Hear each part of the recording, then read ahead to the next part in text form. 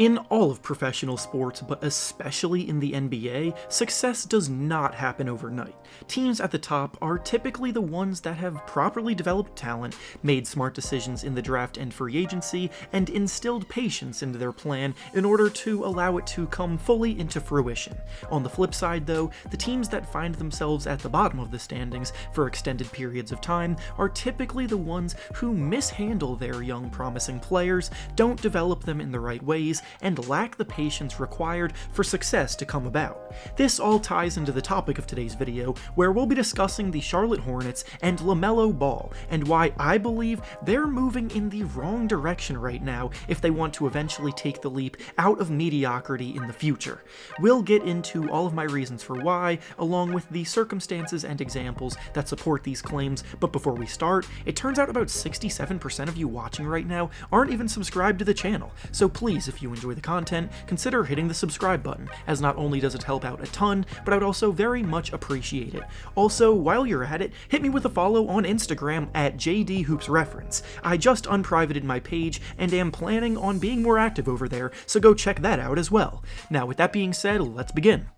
So, as many of you should already know, Michael Jordan is a part owner of the Charlotte Hornets franchise, which he has been since 2006, and he became a majority owner in 2010, but throughout the entirety of his tenure at the top of the team, they have been one of the most underwhelming franchises in the entire league. Since 2010, the team has only made the playoffs 3 times. They lost in the first round all 3 of those times, they got swept twice in those instances, and in his time there, they've never really been close to becoming a perennial contender. Outside of the success of Kemba Walker, they've whiffed on countless draft picks, they've overpaid mediocre players in free agency, they've had several coaching changes, and general managers have come and gone, and all of this is evident by the results on the court.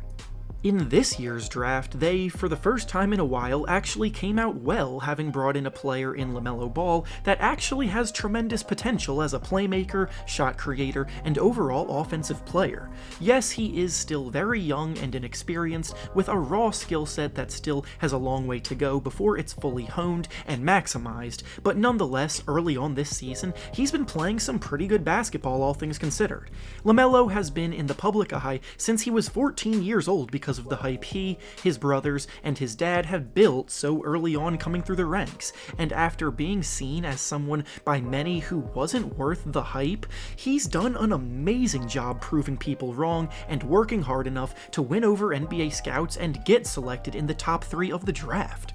Now, to start the year off, LaMelo has been coming off of the bench for the Hornets, which isn't necessarily a bad thing by any means. It's completely normal for young players transitioning to the next level to have to earn their place, no matter where they were drafted or how hyped up they were, and LaMelo also came into a team that had 2 pretty good guards already in Terry Rozier and Devonte Graham, so obviously the proven players that produce will get the nod to start. Fine, so be it. LaMelo has embraced a role off the bench, and he's done very well in this spot. In his season debut, he did notably score only 0 points and struggled in that game, but ever since that opening night, he's found his footing in the NBA and has been putting up averages of about 13 points, 5 assists, and 6 rebounds per game, while actually shooting the ball relatively efficiently at 43% from the field and 38% from 3, which, for a rookie, is pretty good. LaMelo's shooting ability and overall scoring efficiency were also 2 of the biggest knocks on him before the draft, so the fact that he started as well as he has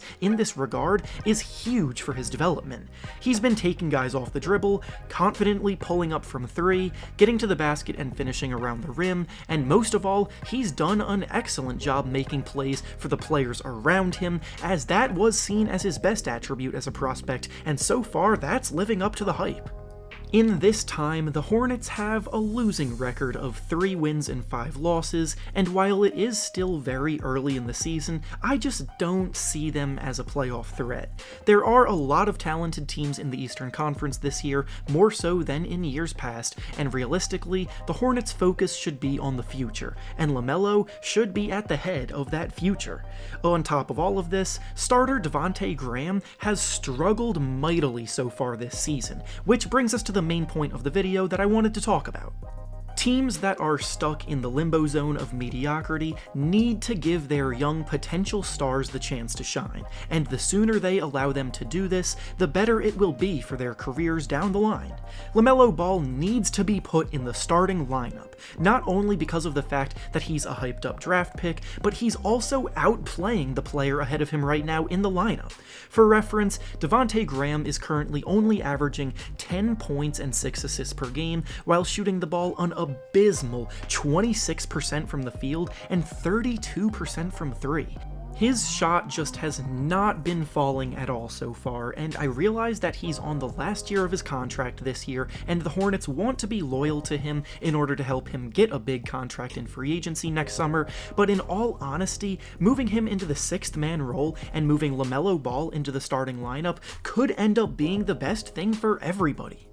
Moving Graham to the bench would put less pressure on him to have to produce, which could help him get out of his own head during games, because in the past he has proven to be a very good shooter of the ball. This is just a slump for him. Then for LaMelo, moving him into the starting lineup and trusting him with a bigger role would help his development a ton moving forward. Yes, young players like LaMelo are going to make more mistakes, and the growing pains of young players can look pretty bad at times, especially with a player like LaMelo Ball with a notably eccentric playstyle. But one of the best ways to learn to adjust is to make these mistakes early on so that they can work towards addressing them in the future. And with the Hornets being in the situation that they're in right now, where nothing big is going to be accomplished anytime soon, the future should be the focus. With all of this being said, I also realized that demoting Graham could actually end up backfiring with his confidence seemingly already struggling, but something clearly needs to change to break him out of the slump that he's in.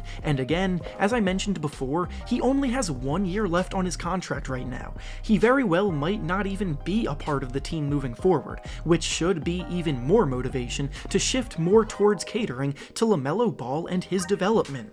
We've seen several examples of players over the years fail to develop to their fullest because of the systems they came into didn't do enough to get the most out of them early on, and I just don't want to see that happen to LaMelo. It's obviously a difficult decision for Coach Borrego to make, but it's one that he has to make for the betterment of the Hornets' future. And with that being said, that's all I have for you today. Make sure to like the video, subscribe to the channel, and comment down below what you think the Hornets should do in this situation. Thanks for watching, and I'll see you all next time.